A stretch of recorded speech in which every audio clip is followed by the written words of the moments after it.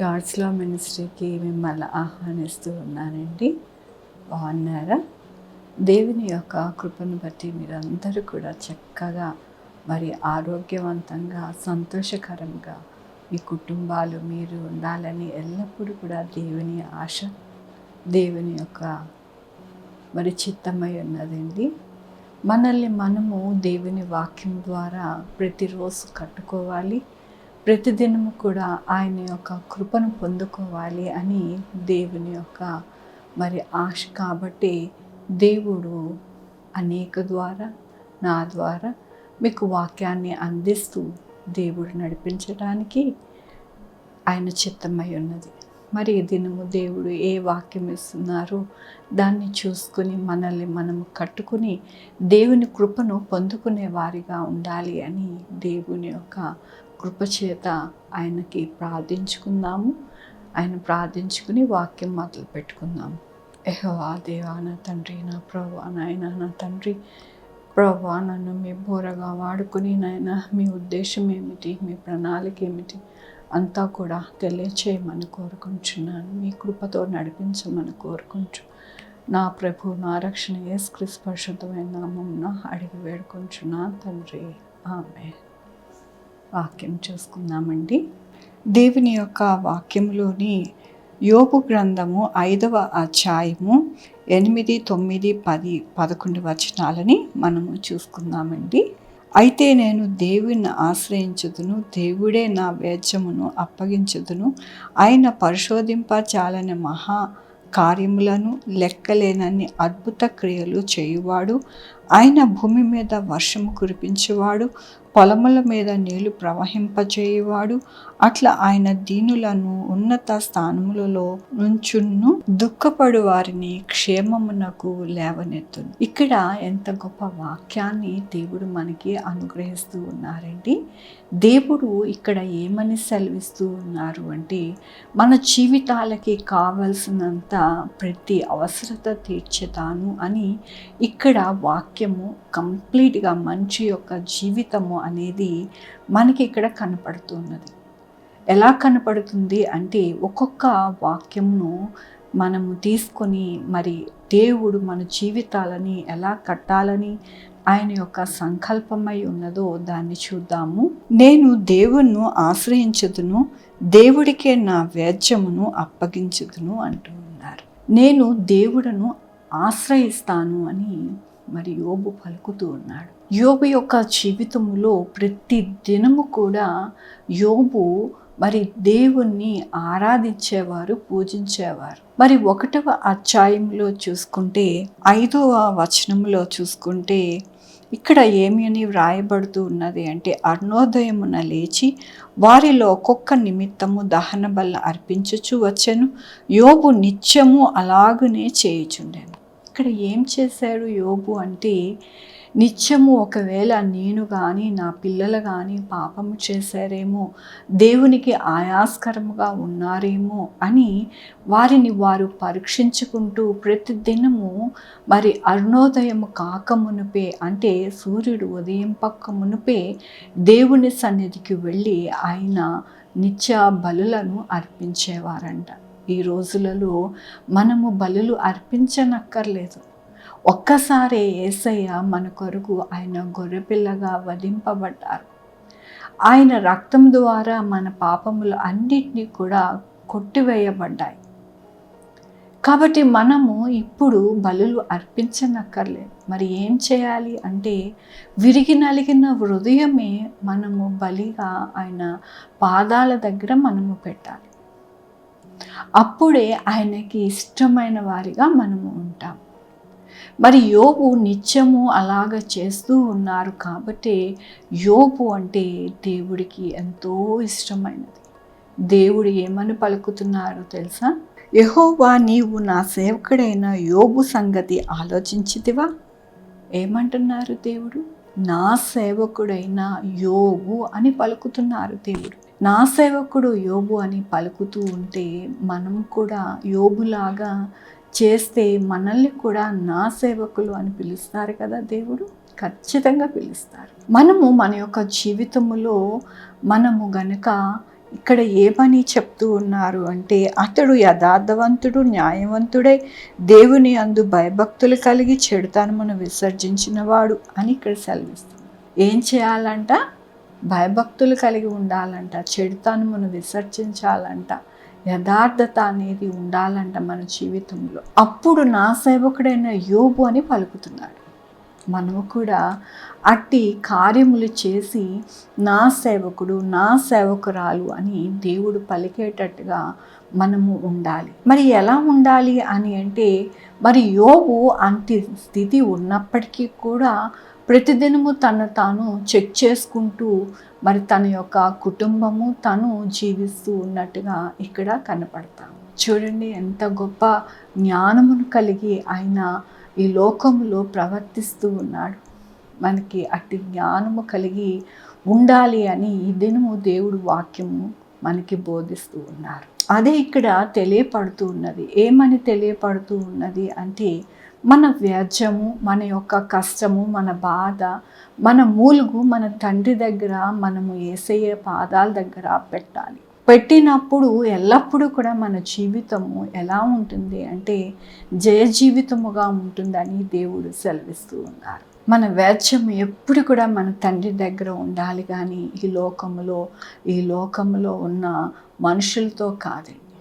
మన యొక్క దేవుని దగ్గరికి, ఆయన పాదాల దగ్గరికి వెళ్ళి మన మొరంతా పెట్టుకోవాలి, మన బాధ అంతా పెట్టుకోవాలి, మన కన్నీళ్ళన్నీ ఆయన పాదాల దగ్గర తుడవాలి.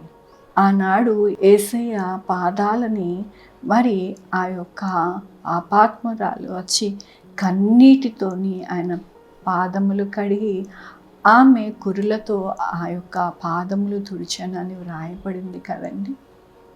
అట్టి స్థితి మనము కలిగి ఉండాలి. ఈ యొక్క లోకము దగ్గరికి వెళ్ళి అయ్యో నా కష్టం ఇలా ఉంది, నా బాధ ఇలా ఉంది అని మనం మనుషుల దగ్గర మన వ్యాజ్యం అనేది పెట్టుకోకూడదు. దానివలన మనకి ఎటువంటి ప్రయోజనము ఉండదు. మనము ఎవరి దగ్గర పెట్టుకోవాలి అంటే మన దేవుని దగ్గర పెట్టుకోవాలి. అప్పుడే మన యొక్క జీవితము ఎల్లప్పుడూ కూడా సంతోషకరముగా ఉంటుందని దేవుడు సెలవిస్తూ ఉన్నారు. 9వ వచనం అండి, 5-9 యోబు. ఆయన పరిశోధింపజాలని మహా కార్యములను లెక్కలేని అద్భుత క్రియలు చేయువాడు. చూసారా, మహాకార్యములను అద్భుత కార్యములు చేయువారు ఆయనే. ఈ లోకంలో ఇంకా ఎవ్వరూ లేరండి. అంత గొప్ప దేవుడు యేసయ్య మాత్రమే. యేసయ్య మనల్ని, ఈ లోకం అంతా కూడా ఆయన వలనే కలిగినది. ఆయన మాటతోనే ప్రతీది కూడా సృష్టి అనేది సృష్టింపబడింది. అట్టి అద్భుత కార్యములు మనము చూస్తూ ఉన్నాము కదండి. సముద్రము మరి ముందుకి రాకుండా దేవుడంట దానికి ఒక ఆనకట్ట వేశారంట. అలాగే ఈ లోకంలో ప్రతీది కూడా ఇలా జరగాలి, ఇలా ఉండాలి అని దేవుడు పలికినట్టుగానే అవి జరిగాయి. అద్భుత ఆశ్చర్య కార్యాలు జరిగాయి.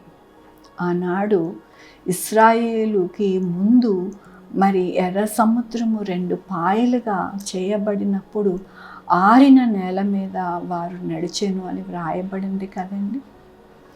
అలాంటి అద్భుత ఆశ్చర్య కార్యములు చేసే దేవుడు మన దేవుడు. మన యొక్క జీవితాలలో సందేహించకుండా మన దేవుని దగ్గరికి మనము నడవాలి. ఆయన అద్భుతాలు చేయగల దేవుడు, ఆశ్చర్య కార్యాలు చేయగల దేవుడు అని మనము గ్రహించుకొని ఆయన పాదాలే పట్టుకోవడానికి మనము ఎల్లప్పుడూ కూడా మరి ముందుకి సాగాలి అని దేవుడు సెలవిస్తూ ఉన్నారు. ఇది చేస్తారా, ఇది చేయరా, ఇది చేయగలరా అని చాలామంది ఎంతో అనుమానం అనేది తెలియపరుస్తూ ఉంటారు. ఈ వ్యాధి తగ్గదులేండి, ఈ బాధ పోదులేండి, మా యొక్క జీవితాలలో ఈ కష్టాన్ని మేము అనుభవించవలసిందే, ఇది పోయే మరి ఆ యొక్క కష్టం కాదు అని చాలామంది నిట్టూర్పులు విడుస్తూ ఉంటారు. కానీ దేవుడు గొప్ప దేవుడు, ఆశ్చర్య కార్యాలు చేసే దేవుడు. ఈ సృష్టి అంతని కూడా చూసినప్పుడు అందులో మనం ఎంత పర్సెంట్ ఏంది, ఇంత ఈ సృష్టి అంతట్లో మనం ఎంత అందులో మనకు వచ్చిన సమస్య ఇంకా చిన్నది. అది దేవుడు తీసేయలేరా? అది మన యొద్ద నుండి ఆయన పోగొట్టలేరా? ఖచ్చితంగా చేయగలరు. మరి మనం ఎందుకు బాధపడుతూ, దిగులు పడుతూ, కుమిలిపోతూ, కృషించిపోతూ ఉంటాం? కానీ దేవుడు అంటున్నారు, నేను అద్భుతాలు చేసే దేవుడను, ఆశ్చర్య కార్యములు చేసే దేవుడను, మీ జీవితాలు ఎల్లప్పుడూ కూడా బాగు చేసే దేవుడను. నా సన్నిధికి రండి, మీ యొక్క వేద్యము నా దగ్గర పెట్టుకోండి, నేను మీకు నెమ్మది దయచేస్తాను, సంతోషము దయచేస్తాను, మీ ప్రతి అవసరత మీకు అనుగ్రహిస్తాను అని దేవుడు సెలవిస్తుంది. మరి మనం ఎందుకు ఆయన సన్నిధికి వెళ్ళి మన వేద్యం అనేది ఆయనకి చెప్పుకోకూడదు? ఆయన అద్భుత ఆశ్చర్య కార్యాలు చేసే దేవుడు కదా. అట్లాగనే ఆయన భూమి మీద వర్షము కురిపించేవాడు, పొలముల మీద నీళ్లు ప్రవహింపజేయువాడు. ఇక్కడ ఏమని సెలవిస్తున్నారు అంటే, భూమి మీద వర్షము కురిపిస్తారంట, పొలము మీద నీళ్లు ప్రవహింపజేస్తారంట. నిజమండి. ఆనాడు మరి దేవుని యొక్క సేవకులు మరి ఏలియా వర్షము కురవాలి అని ప్రార్థించినప్పుడు మహాకుంభ వర్షము అనేది పడినది. మనలాంటి మనుషుడే కదా ఏలియా కూడా. కానీ దేవుడు అట్టి కృపను మనుషులకు కూడా అనుగ్రహిస్తారు. మనము ప్రార్థించినప్పుడు గొప్ప కార్యాలు చూస్తాం. మనకి సమృద్ధి, వర్షము అనగా సమృద్ధి. ఏమిటి ఆ సమృద్ధి అని అంటే, ఈ లోకము పరలోకము అన్నీ కూడా సమృద్ధి. ఆ వర్షము యొక్క అర్థం ఏమిటి అంటే, పరలోకము నుండి ఆయన దీవెనలు, ఆయన కృప మనకి అనుగ్రహిస్తారు. ఈ లోకములో మన యొక్క ప్రతి అవసరత కూడా దేవుడు తీరుస్తారు. అది ఇక్కడ అర్థం ఏమిటి.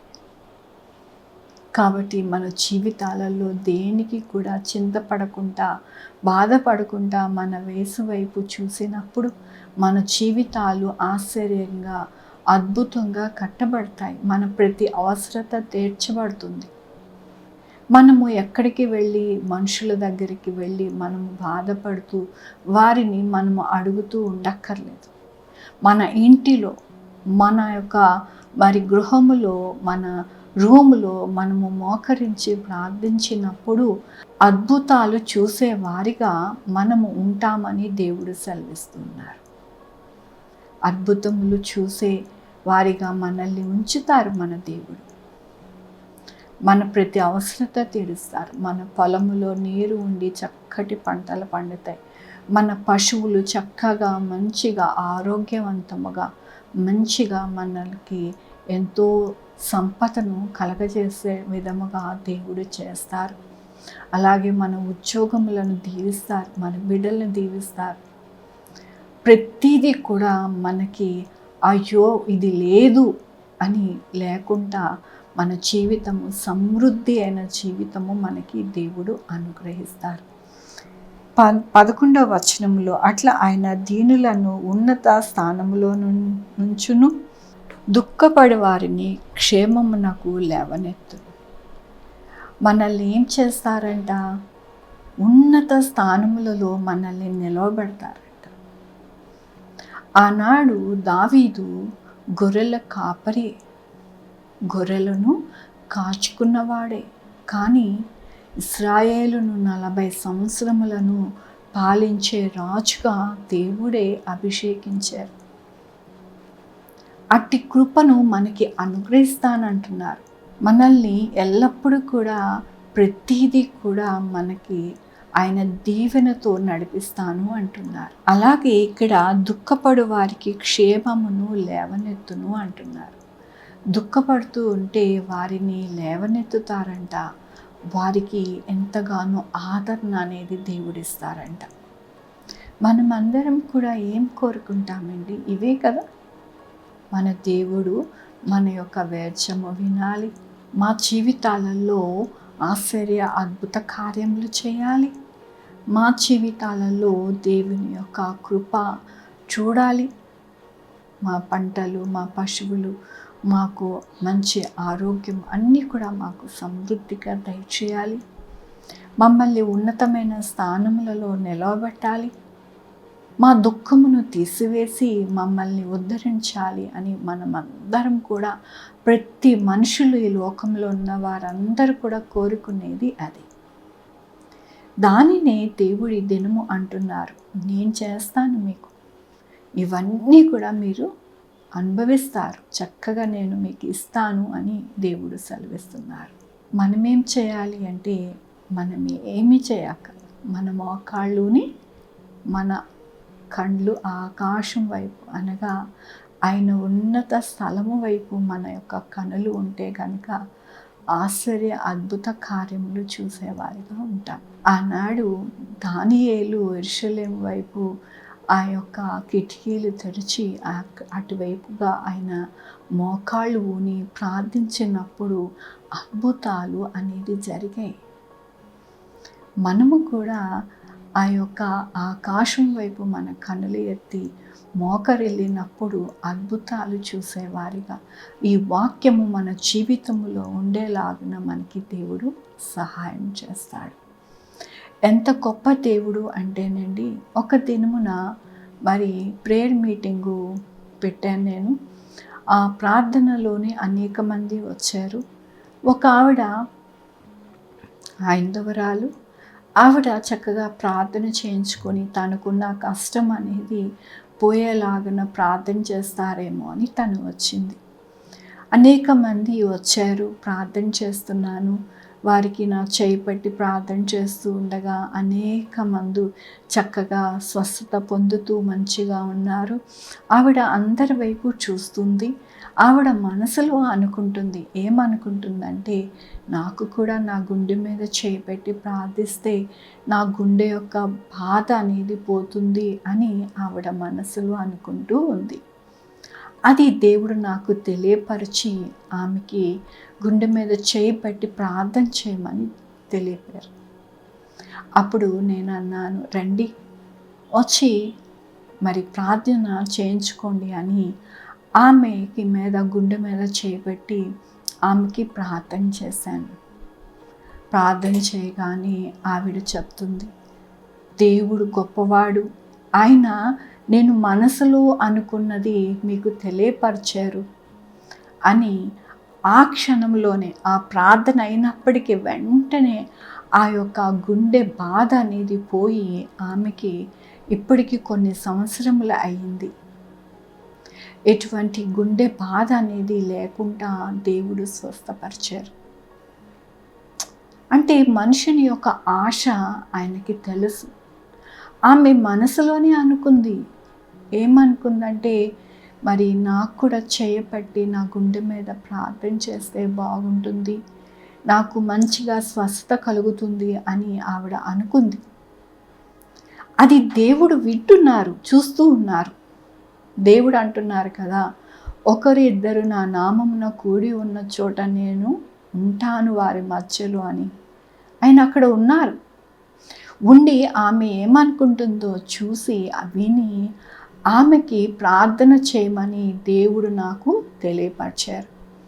నేను ఆమె గుండె మీద చేపెట్టి ప్రార్థన చేసినప్పుడు వెంటనే దేవుడు అక్కడ స్వస్థపరిచారు ఆమెని. అంత అద్భుత ఆశ్చర్య కార్యాలు చేసే దేవుడు మన యొక్క మొర వింటారు, మనల్ని చూస్తారు ప్రతి క్షణము కూడా. అన్నారు కదా, నా అరచేతిలో నీ ముఖమును చెక్కుకొని ఉన్నాను, నేను ప్రతిదినము ప్రతి క్షణము చూస్తూ ఉన్నాను నిన్ను అన్నారు.